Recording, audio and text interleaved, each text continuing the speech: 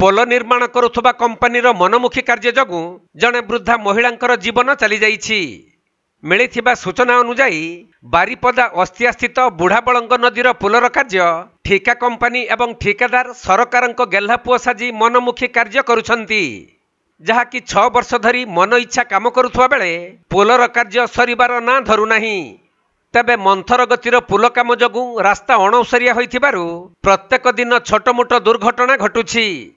सही क्रम माणत्रीर बासिंदा प्रफुल्ल महंत निज स्त्री आरती महंत सहित एक लुना गाड़ी रे बारिपदा आसुवा समय अस्तिया निकटस्थ निर्माणाधीन पुल निकट में अणौसारिया रास्ता सांगकू बड़ हम्प्स रे भारसाम्य हराई आरती महंत खसी पड़िथिले। एही समय सामना पटु आसुवा एक ट्रक तांको उपरे माड़ी जिबारु स्थानीय लोक माने तांको आनी पीआरएम मेडिकल कॉलेज रे भर्ती कराइथिले मध्य सेठारे तांकर मृत्यु होई जाइछि। हमसे पढ़ाइला सी तार पछवाड़ तार आगे गला से तार डाहान को बुले देला पछटा या को पड़े बड़े पकईदेला आम पूरा साइड पूरा ये पड़ी गले मैंने मुरुम रास्ता